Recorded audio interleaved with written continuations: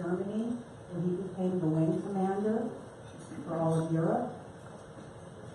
And then he was in his final assignment, he was transferred to Nellis Air Force Base here in our city, where he finished out an illustrious 30-year career. He was awarded with several medals. And in the many things that he did in his retirement,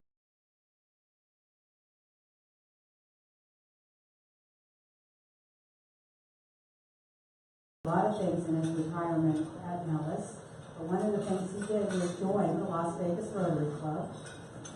And on tour in 2003, he was speaking with the commanding general at that time and asking what else could the Las Vegas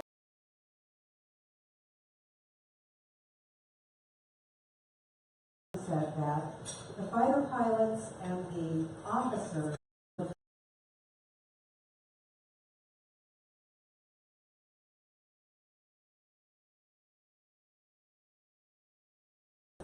create training programs and also look for ways, cost-effective ways, to save us, the taxpayers, presenting this award. So those of you that have not had the privilege of coming out and being a part of this, I encourage you to take the afternoon off and come out and celebrate with us. The next award will be on Thursday, November 30th. So come on out and celebrate with us. So what I would like to do is I will ask each of these deserving airmen, and each one of these individuals is once again well deserving of this award. They have impressive resumes and bios. And by the way, all that they do for Nellis and Preach, they also do a lot of volunteering in their spare time as well, which is also truly amazing. So I'm going to ask each one of them to come up and introduce themselves and tell you briefly what they do for Nellis or their assignment in Preach.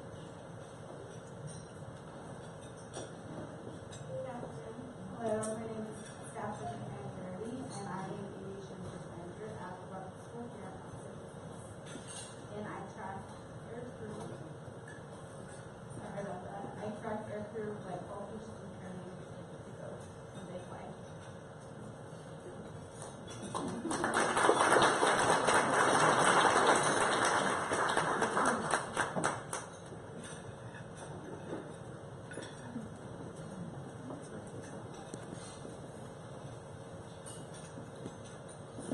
Good afternoon. My name is CM Gordon Henry. I work with the 823rd Rescue Squadron, Maintenance Squadron. I work on HA-60. I am a common I work on auto communication system and navigation system on the aircraft. And thank you.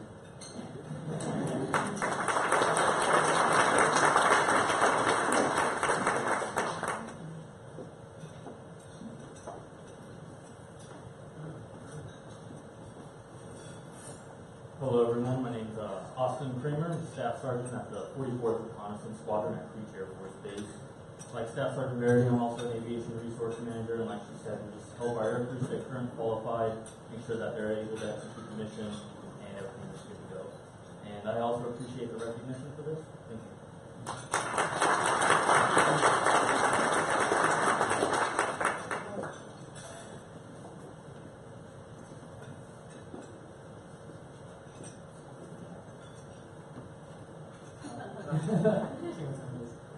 Good afternoon, everyone. Senior member Alexis Bartolome.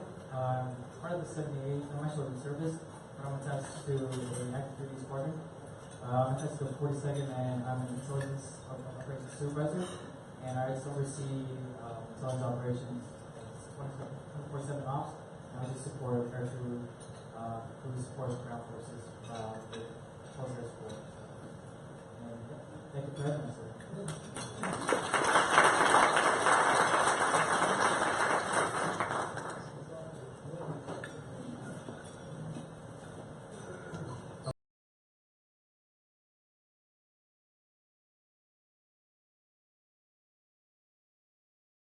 Technician there. I make sterile and compounding products for both cause vision, and outreach. So, thank you so much.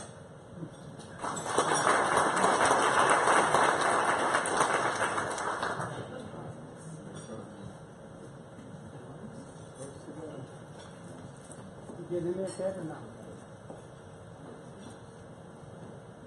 Come on.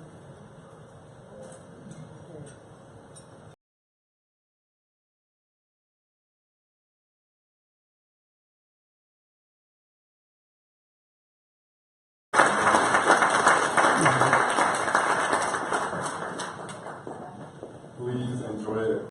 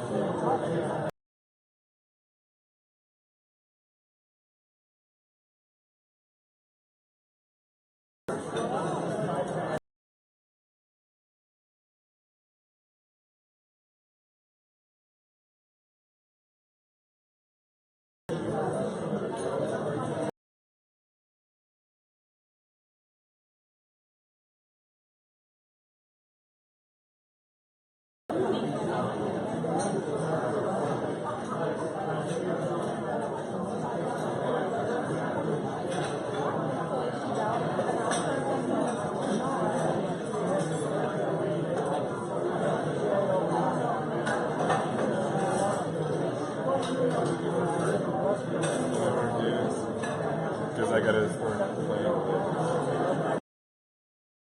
There it is. There. I was hiding. We're ready to reconnect this. Disconnect this and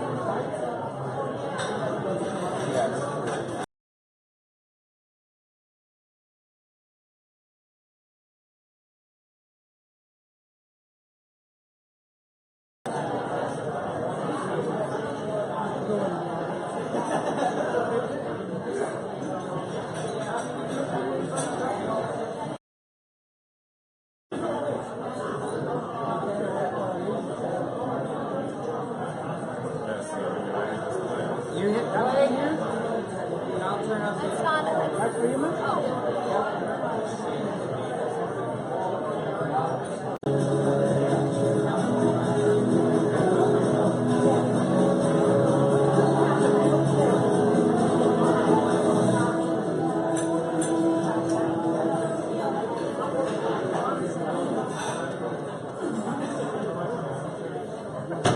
Thank you for doing good in the world. And that is our and nationality who are guests that we have here today.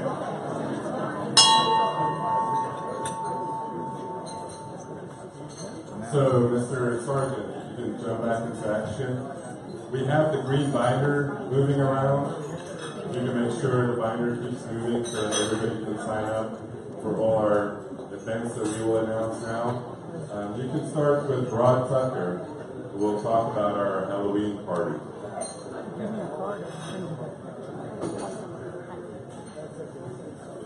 Good afternoon, everyone. I am not Russ Swain. I'm not with GOP Insurance. But I am here to tell you about our canned food drive. So we're having a party, a Halloween party, of course, and Captain Kirk's in charge of bringing us entertainment value. And he's a pretty funny looking guy, too. He may not require a costume. October 27th, on your calendar, we need to put it in there. What we're looking to achieve is every one of you, everyone not only here but in the club, to commit to $50 to spend canned food drive. And then, Anil, where are you? Can you raise your hand? He's back there. Anil has graciously provided us with his event facility for us to have this party. This is a huge contribution. Thank you, sir. We're limited to 100 people. Scarcity always breeds interest, right? And we have more than 100 in the club. And then Neil is associated with a group that will be able to help us as well. And he's going to invite his group. And their contributions to this will go towards our total. So again, please keep in mind that we're looking for you to commit to $50 when the green book goes by next week. If you haven't seen your 50 on that name, we'll go ahead and rubber stamp it in for you. Thank you very much, Mike. Thank you. Is Melanie Meldami here? Anybody see her? Well, there is a can instruction at Bracken, I believe. Right? Bracken? On October 17th, if you wish to participate. Next, if you can take it to, is it Stu Lipoff or Jamie for Wine to Water? Jamie there? Yeah. But Wine to Water first. Okay, so we are doing Wine to Water. I already have about half of the tickets already spoken for. So we're going to do about 20 tickets. So that is October 14th at 6 p.m. And Dr. Michael lives in the area like Valley View and Charleston. Also, the SOAR ceremony is this Monday. We are hoping to see Mayor Carolyn Goodman. She should be there to lead the Pledge of Allegiance, so we're very thankful for that. So that is this Monday, the 18th at 8 a.m. And I'm also looking for a chair for the putting tournament. If anybody is interested, please let me know. Thank you. Good, thank you. That is Dr. Michael Williams, not Dr. Michael Green, not Dr. Michael Gordon, just to be clear. So, David Squire, are you here, sir? Anybody want, Eric, do you want to make the highway cleanup announcement? Saturday, October 14th. So Saturday, October 14th, we have our highway cleanup, 8 a.m. So if you can make it out here, please come on the smile.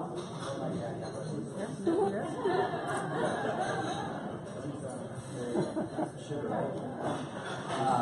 yeah, please come out, help us clean up. Usually don't get breakfast afterwards, so great to see everyone there. Thanks. Sign up is in the green book. Next up, Kirk Alexander, right behind you, for Superbill.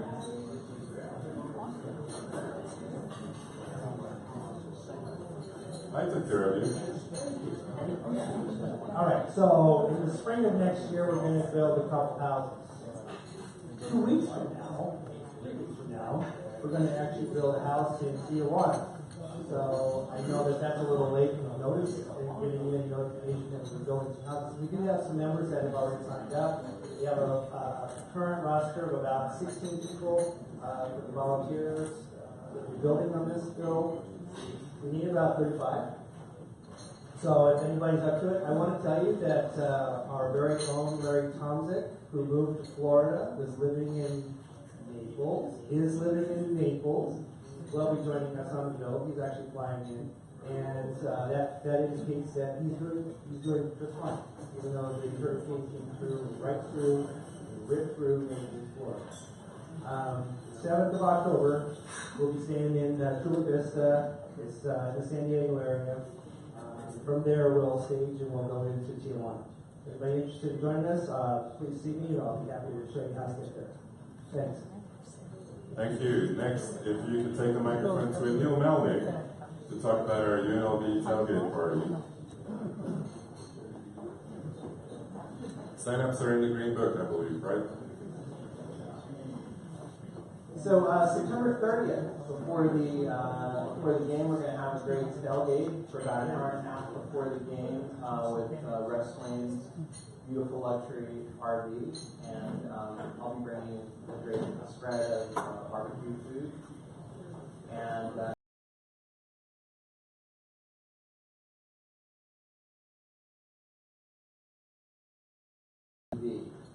so I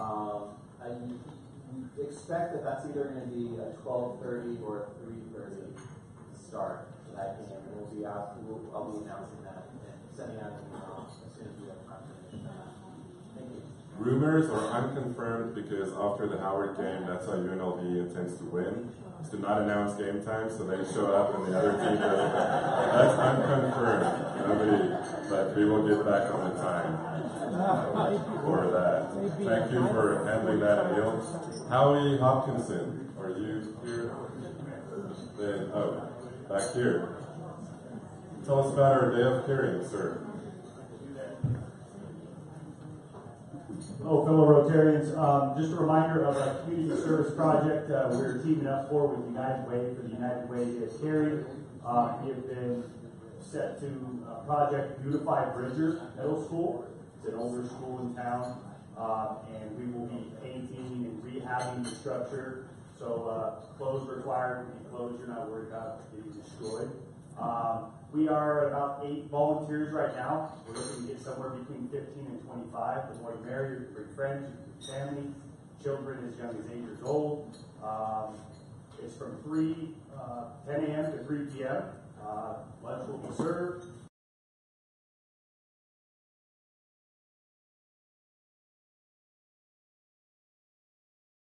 Any other questions about it, feel free to contact me directly. Thank you. And we just have time for one fine today, so if you can take the microphone to Stu Lipoff. Stu Lipoff. This week we had the Nevada Economic Development Conference, and normally we stayed awake during yours, so actually, I don't know if you want to say more about it, but it was pretty interesting. I didn't know this thing was actually going on. It was a 2-day event looking at economic development.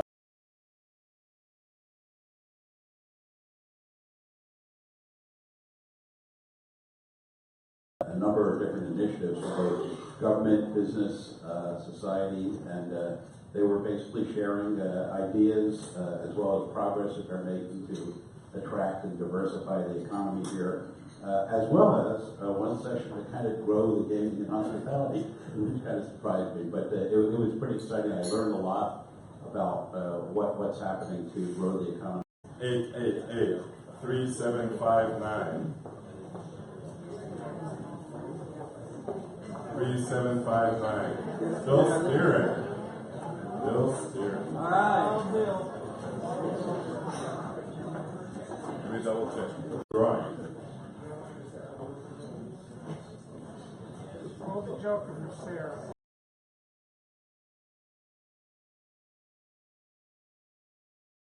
Okay, the pot continues. There you go. Bill. There you go. Thank you. And for the lottery box, we have 888-3573. Oh, that is me again.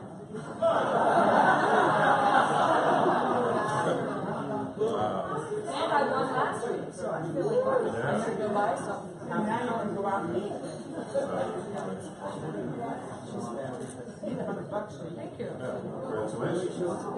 So to introduce this week's speaker, I would like to call to the front Bob Fisher.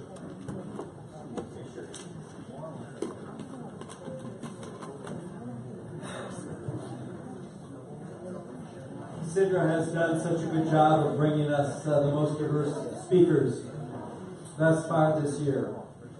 And thanks to Captain Kirk Holmes, each presentation is now, and he thinks, between 6 or 8 of our speakers have already been put into podcasts. Today it is my honor to introduce my very long friend, Dr. Michael Green. He is so much more than an associate professor. He eats, sleeps, and loves history. If you review the courses that he teaches at UNLV, he challenges his students to find the meaning of history in their own lives.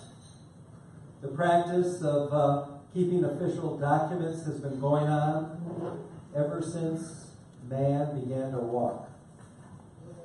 The new club roster, by the way, is full of our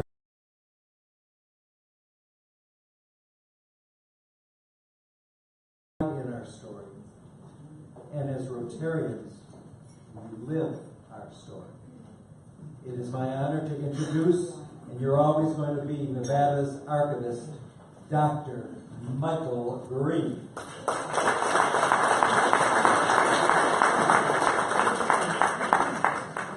Thank you. Hello there. Thank you and good afternoon. And I've already been told the most important thing, how long to be up here. That's always more important, ultimately. And I wanted to thank Rotary for its commitment to history. I was looking at the list of past presidents, and of course these are names where when I teach Las Vegas history, most of them come up. But it was Dr. Harold Boyer who started the oral history program at UNLV and started it with the oral history of Rotarians. And now Clay P. White runs that program, and students run out and bug people, and some of you need to be bugged. So don't be surprised if you are. I was also noticing your commitment to schools like Will Beckley and all the work you've done in education, and I was thinking of the role Rotary plays, and usually when you're doing history, you don't get to be personal. Now, some of you go, I'm sure, to the Vegas Valley Book Festival each October, which this year is changing its name to the Las Vegas Book Festival. So we're ignoring part of the valley, which is okay. They'll get over it. But I was asked to contribute to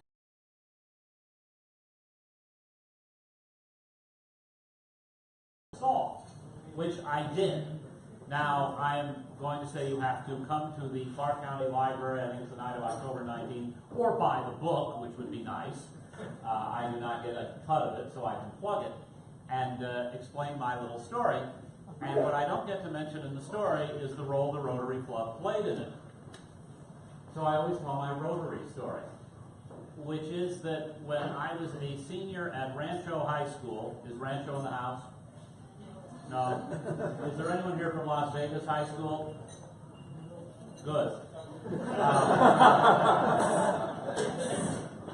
I'm involved in historic preservation. We're concerned about the buildings of Las Vegas High School, and the board I'm on includes Richard Bryan, former senator who's an alumnus, and he was saying how concerned he is, and I said, I went to Rancho. We were trying to knock down Vegas for years. But at any rate, I was ordered by a teacher to enter a speech contest in my senior year, and wound up before this Rotary Club for the local competition, and then ended up winning the District 530 competition.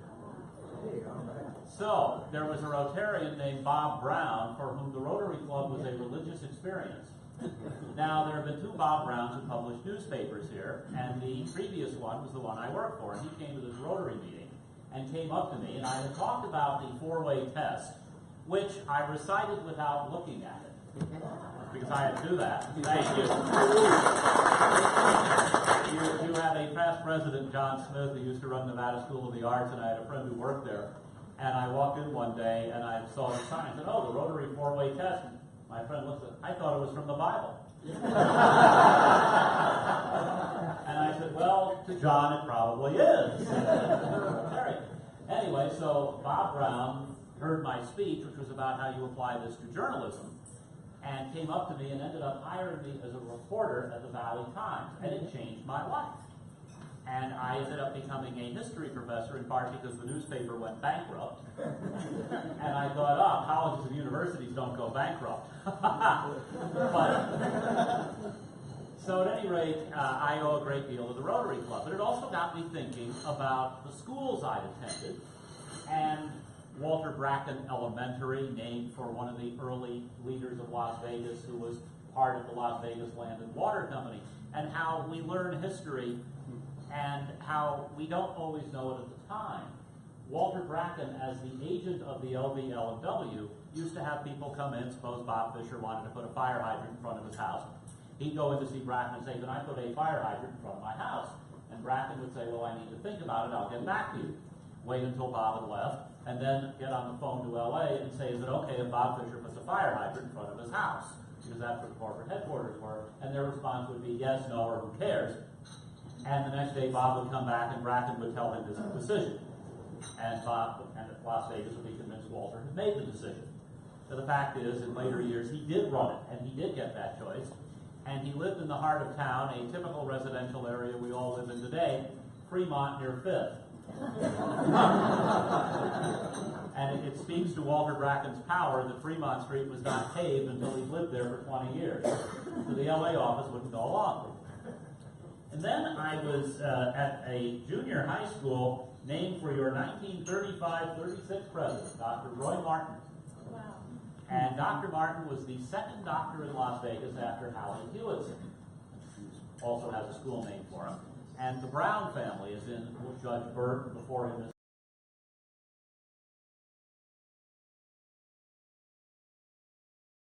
And it speaks to the vision of Rotarians that in the early 30s, Dr. Martin got up and said, all Las Vegas needs is a first-class hotel, and we'll be all right. And everybody said, yeah, there's going to be a first-class hotel here. Right, yeah, sure. So Dr. Martin was ahead of things. Now, I did go to Rancho, and I love to tell my government story. I was going to Rancho, and my government teacher, Phil Cook, who had gone to Las Vegas High School but got over it, got me even more interested in history than I had been. Well, he is the one who got me into the Rotary speech. Well, Rancho High School, when it was built, was the third high school in the valley after Basic and Las Vegas, not in that order. And the city of North Las Vegas got very upset that Rancho was on the line between Las Vegas and North Las Vegas and not in North Las Vegas and wanted it to be. So the city of North Las Vegas went to the legislature and got them to move the boundary so it included the office for Rancho High School, so that it would say Rancho High School, North Las Vegas, Nevada. Now, inevitably, the building was going to collapse. I graduated in '82 and it was collapsing, and another 15, 20 years later, they finally took it down, and very wisely, they put the new building on the football field, and then reversed it and made the football field where the old Rancho building had been. So the office moved. And the city of North Las Vegas does not seem to know to this day that it lost Rancho. But I am now part of another institution of higher learning, and I did want to spend a few minutes on that, not because we have UNLV people here, though that's a good reason, and we'll all be running to the State of the University address later today. But this is UNLV's 60th anniversary, and it's worth remembering how a community comes together to create something good. Because we did not have higher education down here until 1951.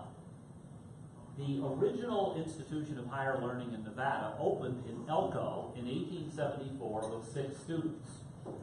Now, you may want to joke about UNLV's football team, but I can tell you their football team was awful.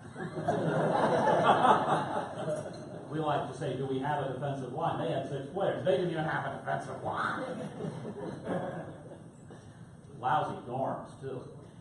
They finally moved it a few years later to Reno and named the first building Morrill Hall because Justin Morrill had been responsible for the legislation that allowed colleges and universities to be set up as land-grant institutions. But that was it until both BYU and USC were threatening to open a college here. And in turn, the population of Las Vegas had grown to a stunning 25,000 by 1950. And people thought it was about time we got some sort of academic institution here. So finally, the legislature in 1951 approved the Southern Regional Division, And the university sent a young English professor named James Dickinson to Las Vegas to start the school. And he wound up offering classes at Las Vegas High School, and the classrooms and offices were in the theater wing. So every time Vegas put on the school play, they had to cancel classes because there was no space available. And I heard the reference to the Rotary member who was in Florida. My best friend from graduate school teaches at the University of Central Florida. They canceled classes for 2 weeks, which is, to be fair, a student's dream come true. And he said, I was amazed we canceled classes for 2 weeks because of the hurricane. I said, oh, at UNLV, we used to have different problems. The theater department at Vegas High took precedence. And we consider it the 60th anniversary of UNLV because that is when UNLV's first building opened in 1957, and it was later named for Maud Fraser, who had been the superintendent of schools in Las Vegas, and as a member of the assembly, had pushed for the legislation and the funding.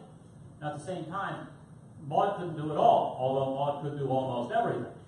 And so, in fact, Southern Nevadans were told, well, if you want to come up with the money for the land for the university, you have to raise part of it. Well, in this past year, the medical school getting started, and President Jessup having to find a donor who remains anonymous, who would come up with money for our portion for the medical school, certain traditions continue. The state can't fund everything. What they did was the Porch Light campaign. And students from high school would go door to door, and if your porch light was on, it meant you knew they were coming.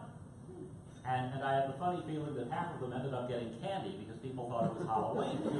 But that was the beginning of UNLV. And one of the key people in getting this started, in addition to Maud Fraser, was a former Rotary Club president here, Archie Grant, whose name is on Grant Hall, and that is now the oldest building on the UNLV campus. Fraser Hall was not able to survive a combination of money and asbestos. So UNLV is celebrating its 60th anniversary, and I got to speak about it to UNLV Creates, which is an event that begins the semester, where we had about 6,000 students and their families, 6,000 people in the Thomas and Mack, and it occurred to me that UNLV's student population was about 6,000 in the mid-70s, and when I entered in 1982, it was 9,000, and we did not have UNLV Creates. And now there are 30,000, which is a tribute to the people in this club throughout Las Vegas who have helped it grow. It also is a commentary that on my first day at UNLV 35 years ago, I got a parking ticket because there was no parking. And 35 years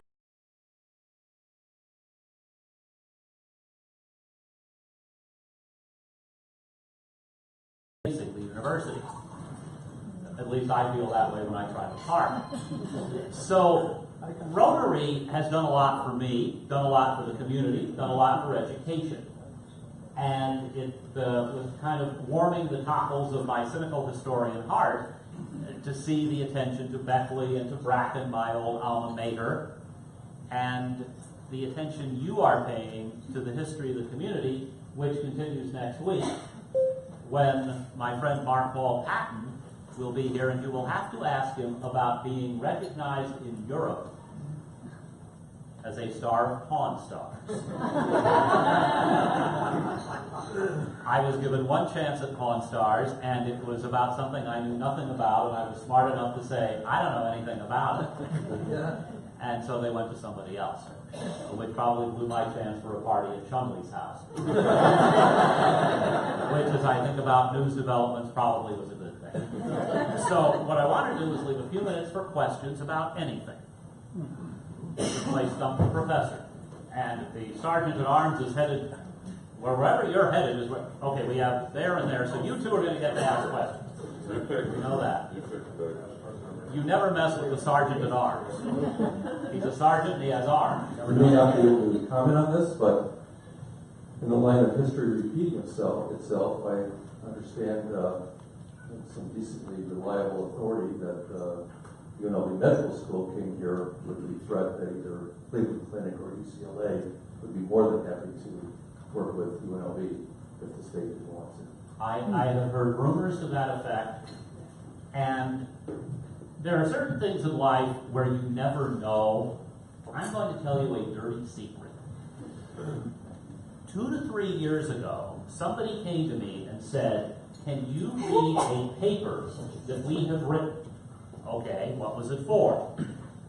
To look at the history of sports betting, because we were going to build a stadium and bring the Oakland Raiders here. To which I said, right. But I read it and I realized, gee, something could be happening. So behind the scenes, strange things happen.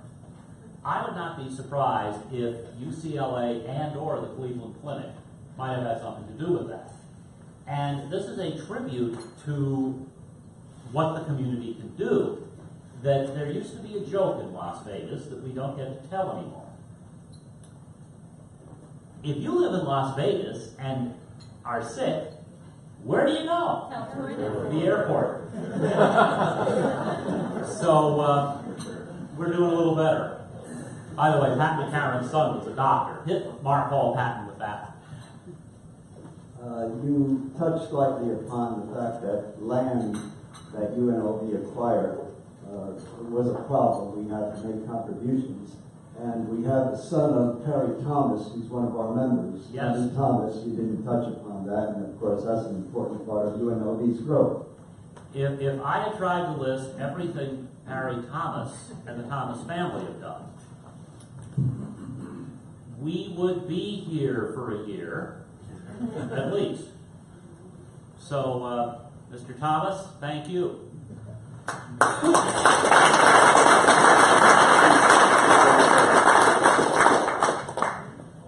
In defense to the graduates of Las Vegas High School, the two that come to mind immediately, who aren't here today, Dr. Jim Jones, and another fine, he's the dentist, and another fine member, an attorney, Ty Hilbrecht. Yes. Any others? I can't, right off the top of my head, I can't think of any. But You know, I have to pick on Vegas High because they always beat Rancho on the football field, but we beat them in the parking lot. We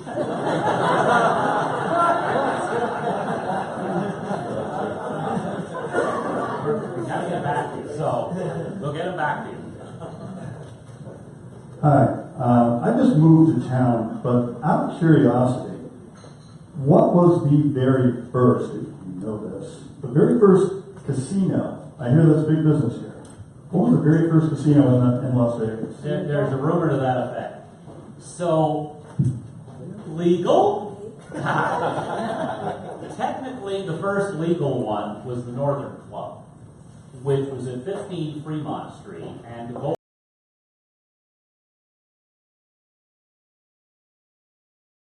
about it was built in 1906. I don't get too upset about that one. But the Northern Club had the first license, and the family who owned it was the Stockers. And Mame, or maybe Stocker, was the licensed operator. So you have a woman operating a casino, which was unusual. And the rumbling has been that the Stocker family, the boys worked for the railroad, and the railroad did not want their people being involved in the casino industry, so she was the front woman, supposedly. That said, my favorite old casino was the Paradise on Highway 91, which was owned by a guy named John Detra, and his son Frank later went to the State Museum with his father's stuff and included a pocket watch inscribed to his daddy from his lifelong good friend Alphonse Capone. So there have been a few stories here. But yet, the Northern Club is considered the first because of the licensing. Illegal gambling was going on here, especially on Block 16, First Street between Stewart and Ogden, which was the only spot where alcohol had been legal until Prohibition, at which time, because of Prohibition, everyone in Las Vegas stopped drinking. By the way, a word for the Rotary Club's more interesting history. Fred Hess, your 5th president, was the mayor at the time and was arrested for bootlegging. I mention this in part because we had another mayor, Oscar Goodman, who is still depressed because I told him that he thinks he's the first to run around with gin as mayor. Dr. Green. I immigrated to Las Vegas when I was 12 years old in 1957. Went through all the schools here.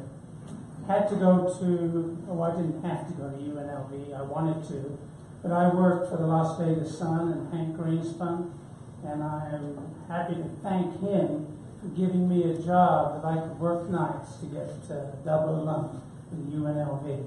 What was its first name before NSU? It was University of Nevada Southern Regional Division. All that. And then they made it NSU, Nevada Southern University. And then eventually University of Nevada, Reno, and University of Nevada, Las Vegas. Now, since I have friends in Reno, I don't want to be too unkind here. But every time it's referred to as University of Nevada, my teeth spin around in my head. And I committee, opportunities to speak to some of the older members, the founding members of our community, including Perry Thomas. Fascinating when they come up and talk. I want to personally thank you for bringing that enthusiasm and that history perspective back to the club. I've visited, and this has been fascinating. Thank you for doing I appreciate it, and I have to say, while I, do appreciate it and am glad to do that, I'd rather that Perry Thomas were still here to tell some stories. And I wish Jerry Mack were here to provide rebuttal. I'm allowed to say that, I hope. Okay. I have a question. So we're trying to highlight our 95th birthday. Yes. So in today's wheel, we said our club met at the chocolate shop, and our first president was Les Saunders. Do you have any info on those two items? It's interesting, I don't. And here is something that can help you. If you go to the almighty internet, they'll show you how to get there. The Las Vegas age has been digitized up to 1924. And Pop Squires, who owned the age, also was part of the Rotary Club. And if you want to do a search for folks like Les Saunders, that's a good place to look, as well as the chocolate shop. The other thing I mentioned is that the State Museum, next to Springs Preserve, has indexed the age up to 1940 and has the RJ index from around 30 to 70. So you can find a lot of old Rotarians hopping around there. Yes? Ryan Greenspan used to invite his father to talk to us at the Rotary Club when we were at the DI. And we had a dais up there on the stage, and he would do his presentation, and within a few minutes after him talking, he got booted off because he got into a fight with everybody. He was the most controversial individual ever. Well, I can say that Hank Greenspan could have started a fight alone in a room. And I'm going to tell a story in honor of Tom Thomas. So Ruthie Deskin, who worked for Hank for 1,000 years, told me this story. That one time the IRS came to see Hank. Hank was always fighting the IRS. And they said, you need to give us $50,000 or we shut you down on Monday. And it was Friday. And she said, Hank's pacing around the office. How am I going to find $50,000? How am I going to find $50,000? He stops and says, I've got it! I went to Perry Thomas and Jerry Mack for a $100,000 loan, and they only gave me $50,000. They owe me $50,000. And he went to the bank and he got it. And then Ruthie looked at me and just said, how are you going to deal with that? That about covers it. But Hank's getting a fight. Steve. Can you tell us about Bugsy Siegel's involvement in the Flamingo Hotel? No. This is one of those great Las Vegas stories, because if you saw the movie in which Siegel played Warren Beatty, I wish to state for the record that I think she was a year behind Deb. My wife was at San Francisco State in the theater department, and Annette Benning was a theater major there. Oh, wow. So I say I outdid Warren once. So, anyway, Siegel had come here in 1941, and he came here to get involved in race wire results. That was the real reason he came here. And he ended up trying to buy the El Rancho Vegas, and Thomas Hall, who owned it, said, the people of Las Vegas have been too good to me for me to sell it to Bugsy Siegel. And Thomas Hall lived to tell about it, which I find incredible. And then Siegel got into the El Cortez, which was connected through Meyer Lansky. Now, did he have the idea for the flamingo? In the movie, he has, and I say this with no disrespect to any religion, the Brigham Young moment, where he stands in the middle of the desert and says, "This is the place." No, that isn't what happened. But there is one theory that he had the idea. The other is that Billy Wilkerson, who owned the Hollywood Reporter newspaper and Ciro's restaurant, started it, and that Siegel then took it over. There's also a theory that Siegel had the idea and Wilkerson was the front man. Whatever happened, in the end, Wilkerson was building it, ran out of money, Siegel took it over, and it opened the night of December 26, 1946. And for what it is worth, one of the acts that night is still alive, Rose Marie. Wow. She was part of the first showroom act. And the place died because it was a week nobody would come here. So they had to close the place for a while, reopened it, and Siegel was starting to turn the corner on profits, but he had gone deep in the hole for the $6 million it took to build it. To which I think Steve Wynn would say, "How did he do that?" And of course, Mr. Siegel then became the victim of the first hostile takeover.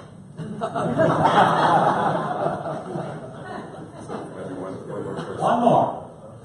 So, as a story you've seen the canvas of Las Vegas be shaped, do you have any predictions for the future of what Vegas has become? Oh, I would say that if I knew that, I wouldn't be in history. but you know, it's amazing to think about what's coming and then to try to figure out what it will mean. For example, I never thought we would get a major professional sports franchise, and now we have two, if you think football and hockey. And okay, so soccer. I tend to think the big four were always baseball, football, basketball, hockey. Soccer is one, and we're getting it. However, we had the Las Vegas Quicksilvers of the NASL in the 1970s. Woo! 13 people regularly went to Sam Boyd Stadium this year. I think the Raiders and the Golden Knights would do better. And of course, we have these other things going. But here's the reason I find the future so much harder to predict. So we're going to get this stadium. How are we going to get there? I had seen an artist rendering that did not have a single exit from the parking lot. And I thought, my God, it's Dodger Stadium all over. So what is the effect going to be on public transportation? So one little thing like that, okay, then there's public transportation. Then UNLV is involved in this stadium. So the football team has had its hard times and its good times. This is going to help the UNLV football team. Then you look at that and say, well, is it going to affect other professional sports? Does it spread into Las Vegas? The hockey team is going to practice in Summerlin. What does that mean to Summerlin? So I think we're going to see a continuing revival, but I don't think we're going to see the recovery and the revival as much on the Strip or being driven by the Strip in terms of construction of new properties. And the other thing that really worries me is that we are going to be silly enough to have another housing bubble, because we are headed in that direction. And we are in danger from that. The other thing I'd say is that Governor Sandoval apparently is going to, when he leaves office, start doing a magic show on the Strip. I do not think I'm offending anybody when I say a Republican governor and Republican legislature that pass a tax increase, there must have been some pixie dust. Well, the reasons for it, whether you're for it or against it, involve education. And we are clearly more committed to education and to supporting education than we have been. And then, of course, what happens? We get the information about the school district's problem. So it's always going to be a bumpy ride. And it's partly because growth will continue, new people will come in, and new ideas from outside improve us. They help us. But it also means that then we try to imitate other places, or some of the people who come in, no one in this room, I'm happy to say, will say, well, gee, I'm from Ashtabula, I don't really need to pay attention to Las Vegas. And the important thing is for us to get out there and make sure our newcomers are interested and aware. Thank you very much.